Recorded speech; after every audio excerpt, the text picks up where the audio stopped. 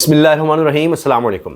پاکستان کی تاریخ میں آج سے پہلے کبھی اتنا بڑا بلنڈر نہیں دیکھا گیا۔ اقوام متحدہ کی سطح پر اس طرح کا بلنڈر، اس طرح کا سکینڈل آپ دیکھیے کہ اب حکومت کے اپنے ہاتھ پیچھے کر چکے ہیں، اور نجم سیٹھی صاحب ہوں، انیق ناجی، دیگر بہت سے صحافی، دیگر لوگ وہ اب شدید تنقید کر رہے ہیں، خواجہ آصف کے انٹرویو پر بھی اور یہ شمع جنیجو کے معاملے پر بھی۔ اب یہ تو آپ جانتے ہی ہیں، کیونکہ اب سب سے بڑی خبر یہ بن چکی ہے اقوام متحدہ میں کیا کہا کیا نہیں کہا، وہ ایک الگ کہانی ہے کہ زیادہ ٹرمپ کی تعریفیں کیں، کشمیر کا شاید 2 دفعہ ذکر کیا، ملیلہ لودھی صاحبہ نے ٹویٹ کیا ہے شہباز شریف کے بارے میں، اور 7 دفعہ ٹرمپ کی تعریفیں کرتے ہیں۔ یہ چیزیں تو اب پیچھے رہ گئی ہیں، یہ بھی مسائل ہیں، لیکن شمع جنیجو صاحبہ جن کو لندن سے ساتھ ایئر فورس 1 سرکاری جہاز میں بٹھایا گیا، جس میں خاتون نے خود کہہ دیا کہ میری سیکرٹ فائلز تک، سیکرٹ فائلز کا مطلب ہے سیکرٹ، ان تک رسائی تھی، تو میں گھر نہیں جا سکتی تھی، تقریر میں لکھتی ہوں۔ خواجہ آصف صاحب کے ساتھ تصویریں بھی آ گئیں، خواجہ آصف ڈینائی کر رہے ہیں میرا کوئی تعلق نہیں، میں جانتا نہیں، کئی لوگ ساتھ تصویریں اتروا لیتے ہیں، عجیب بات ہے، بار بار تصویریں اتر رہی ہیں۔ پھر شریف خاندان کے ساتھ ان خاتون کی تصویریں ہیں، کسی طرح سے کوئی کلیریفیکیشن نہیں آئی۔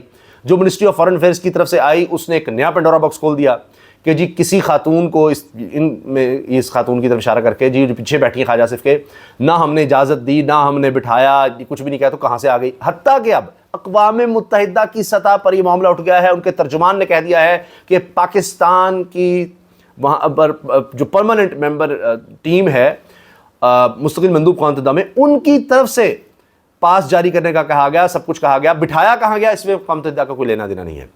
اب یہ اتنا بڑا سکینڈل بن گیا ہے کیونکہ اس کو ڈینائی کیا گیا، اس کو چھپانے کی کوشش کی گئی۔ اب تازہ خبر یہ ہے کہ خاتون کو جہاز میں بیٹھنے دیا گیا واپسی پر کہ جی لندن رکنا ہے دوبارہ، شہباز شریف نے نہیں، اب سرکاری جہاز میں نہ بیٹھے۔ ڈیمیج اتنا زیادہ ہو گیا ہے کہ ابھی تک کوئی کلیئرنس نہیں آئے، مطلب کوئی کلیئر حکومت سے اس بارے میں کلیریفیکیشن نہیں آ پا رہی، کیونکہ جب کلیریفیکیشن کرتے ہیں الٹا اور ایک مسئلہ کھڑا ہو جاتا ہے، جی آپ جانتے نہیں تھے، آپ اس خاتون کو ایوارڈ دے چکے، کوئی کہہ رہی ہے تقریر لکھ رہی ہیں۔ اب یہ سب کچھ ہو رہا ہے، اور اب اتنا بڑا یہ اسکینڈل بن گیا ہے، اتنا بڑا مسئلہ بن گیا ہے کہ حکومت منہ چھپاتی پھر رہی ہے۔ دیگر مسائل آپ دیکھیے کہ جو آزاد کشمیر میں اس وقت ایک مسئلہ کھڑا ہو گیا ہے، بہت گھمبیر ہو گیا ہے، اور اپنے ان کے حکومت کے اپنے خواجہ سعد رفیق صاحب نے بجلیاں گرا دی ہیں، وہ حکومت سے بالکل ایک الگ موقف پر کھڑے ہو گئے ہیں، واضح نظر آ رہا ہے۔ میں آپ کے سامنے رکھ دیتا ہوں وہ کیا کہہ رہے ہیں۔ اچھا، اس پر آتے ہیں، اصل خبر ہی وہ ہے۔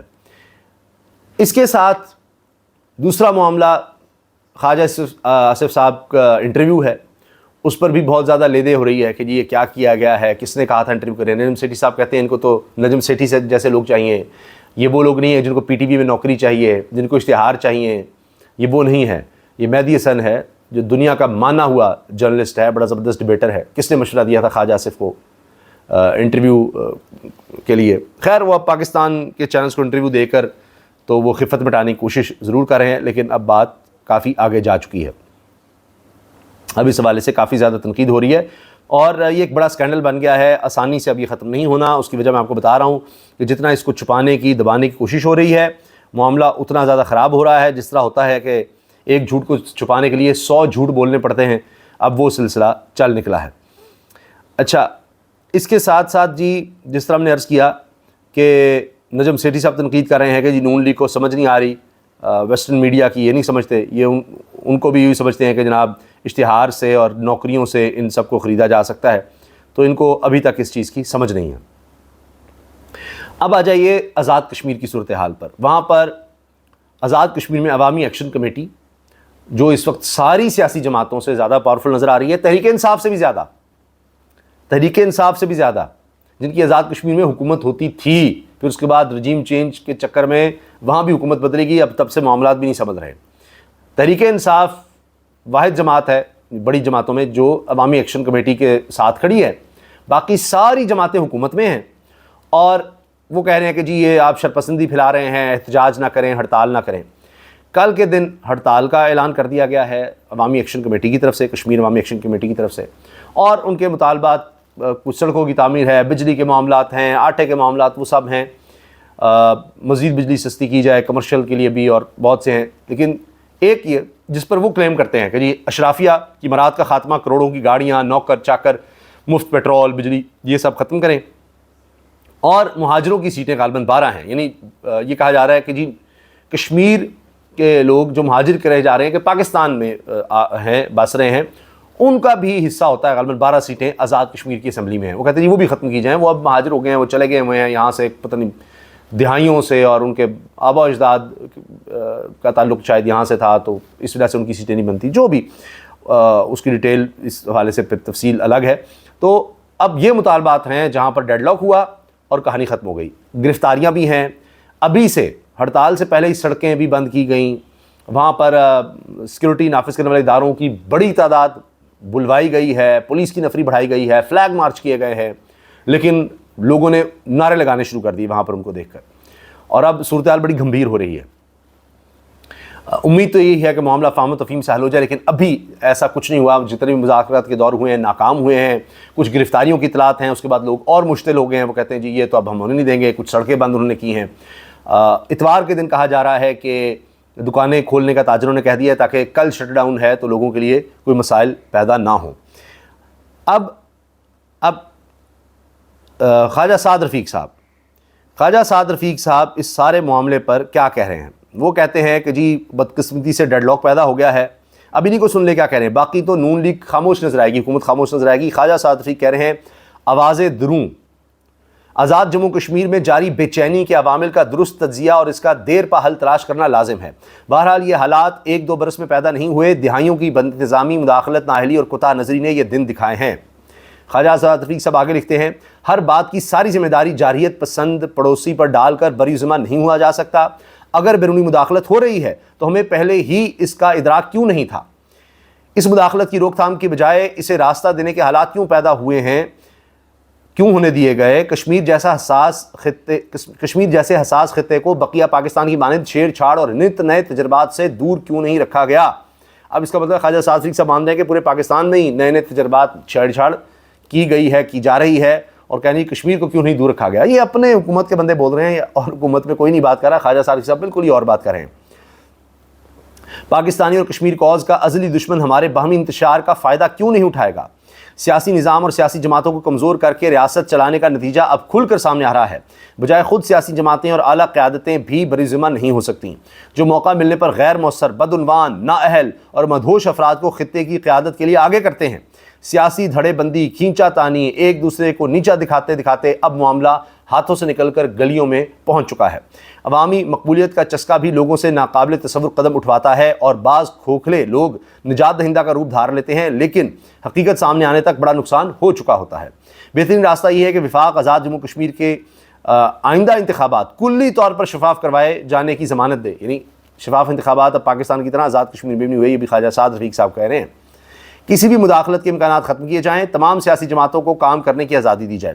ایکشن کمیٹی کے اراکین اپنے پلیٹ فارم سے یا اپنی پسندیدہ سیاسی جماعت کے پلیٹ فارم سے انتخابات میں حصہ لیں.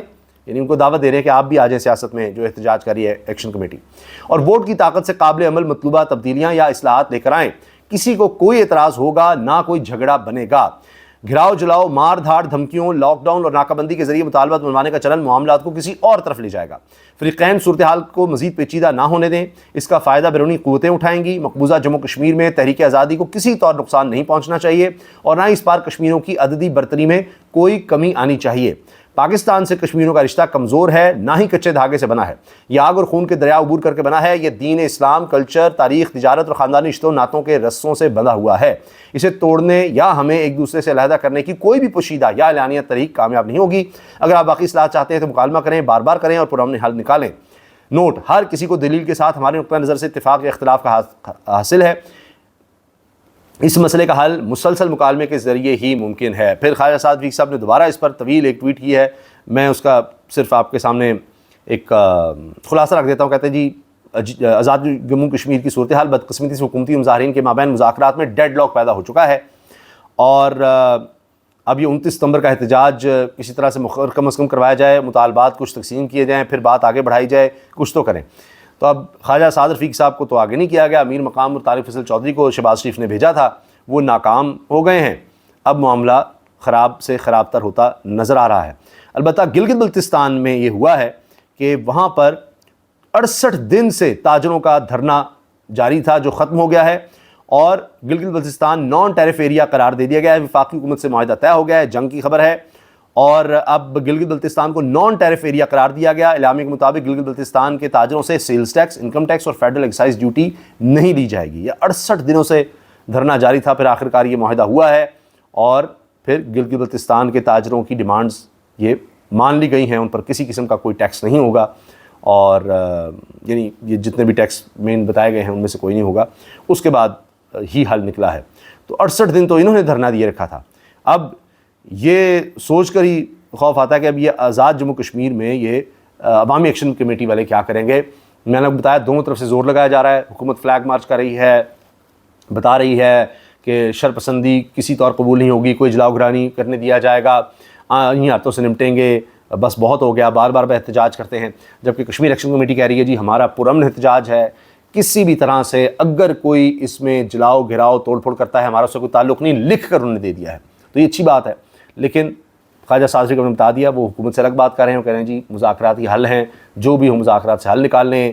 بڑے عرصے سے اب وہ دہائیوں کی بات کرتے ہیں، تو دہائیاں تو پیپلز پارٹی اور نون لیگ نہیں گزاری ہیں، 40 سال تو انہی پارٹیز کے درمیان گزرے ہیں نا جی۔ 3.5 سال آپ تحریک انصاف کے نکال دیں، اس کے علاوہ پرویز مشرف کا دور الگ ہے، لیکن ٹوٹل پچھلے یعنی 80 کی دہائی سے لے کر 80 کا دیکھ لیں، اور اس سے پہلے بھی اگر پیپلز پارٹی کا تو اس سے بھی پہلے دور ہے۔ تو اقتدار میں یہ دو پارٹیاں جو آج بھی ہیں، صرف اور صرف ان کا اقتدار ہی، کبھی پیپلز پارٹی کبھی نون لیگ، یہ ملا کر کوئی 40 سال کا عرصہ بنتا ہے، 40 سال کا۔